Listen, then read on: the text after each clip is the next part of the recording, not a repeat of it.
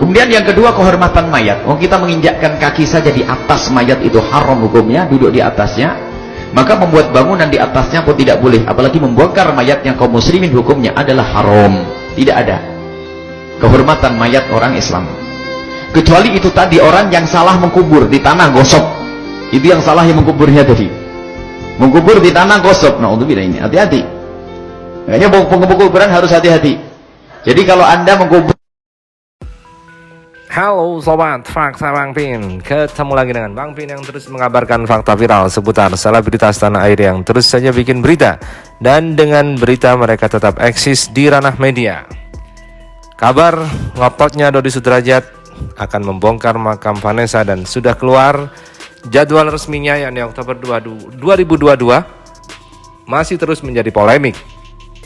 Dan terakhir Haji Faisal juga sudah memberikan lampu hijau jika memang Dodi terus memaksa akan membongkar makam dengan syarat sesuai dengan peraturan agama, tidak melanggar syariat, sesuai dengan peraturan negara, dan sesuai dengan rekomendasi-rekomendasi yang diberikan para ahli hukum agama maupun negara.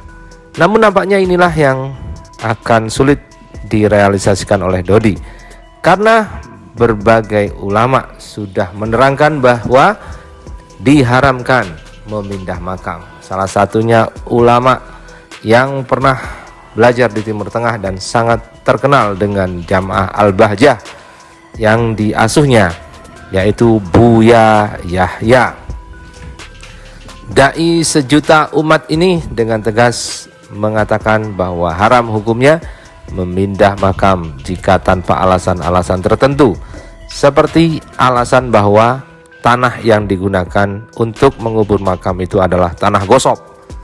Tanah gosop adalah tanah milik orang lain yang digunakan tanpa izin, dan orang yang memiliki tanah itu akhirnya tidak terima bahwa tanahnya digunakan untuk mengubur jasad seseorang. Itu baru boleh dibongkar. Namun yang terjadi pada Vanessa tidaklah begitu. Pemilik wakaf tanah makam itu sudah diwakafkan, berarti sudah tidak dimiliki oleh orang yang punya awalnya. Dan juga orang sudah senang jika Vanessa dan Bibi ada di situ, karena Vanessa dan Bibi adalah orang baik. Buya Yahya juga mengkritik soal kakek-kakek yang terus memperebutkan uang warisan dari anak yang sudah meninggal kecelakaan. Buya Yahya juga sempat membahas hal itu di majelisnya, membahas yang meskipun tidak menyebutkan nama, tetapi cukup jelas di situ yang dimaksud adalah kasus perebutan hak waris dari Vanessa dan Bibi yang ramai menjadi polemik di Republik ini. Nah, bagaimanakah Buya Yahya menyikapi ini? Yuk kita simak saja keterangannya di Fakta Bang Pin kali ini. Like, subscribe, and komennya ditunggu. Dan jangan lupa selalu ada doa dalam setiap lentikan jarimu. Meninggal dunia sama suami istri meninggal dunia begini, tabrakan misalnya atau hancur. Kemudian punya anak yatim. Kalau masih ada bapaknya meninggal ribut warisan, ini keterlaluan bener manusia. Mikir anak kecilnya ini loh. Mungkin seorang bapak sudah mengatakan, sudahlah, ini cucu saya. Apapun bentuknya sudahlah, bagian saya juga nggak banyak-banyak amat kok, kecuali dia punya hajat betul. Paling dia ini anak, siapa yang merawatkan cucu saya? Dijaga itu harta. Harta jaga. Seperti itu, jadi mohon ini untuk siapapun. Ingat, kalau ada di dalam pembagian waris, kalau masih ada anak kecil, hati-hati. Jangan main-main. Pembagian waris sesuai dengan aturan syariat.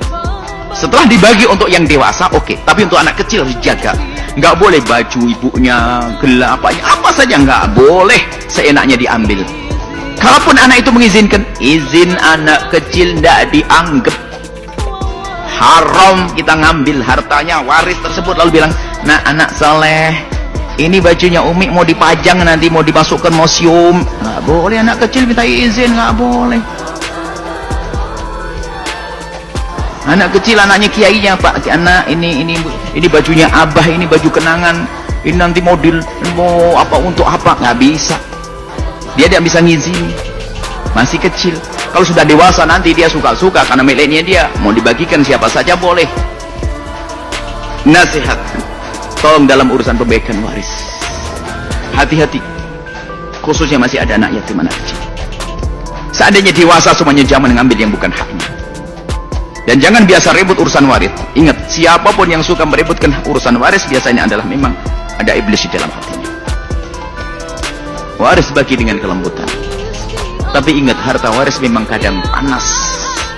Bagi siapa? Bagi yang hatinya kotor. Tapi kalau orang yang hatinya saling mencintai, nggak ada harta waris panas, karena itu harta berkah. Harta jerih payah orang tua, lihat, membagi dengan penuh kesejukan, bahkan mungkin dengan derai air mata, bahkan mungkin saling dorong, dek kok ambil itu saja dek, karena kamu belum mandiri dek. Enggak bang, saya hanya mengambil jatah saya bang. Enggak dek, saya ridho kok. Indahnya pembagian waris semacam ini. Tapi lihat sebagian keluarga dia dikuasai dengan iblis, mengambil sana sembunyi, sana sembunyi, berantem. Innalillah. Kalau ingin tahu ahli neraka yang berjalan di atas bumi, lihat orang yang merebut waris. Karena merebut waris bukan saja mengambil haknya orang lain, tapi memutus tali persaudaraan. Kejam dia. Hati-hati ya.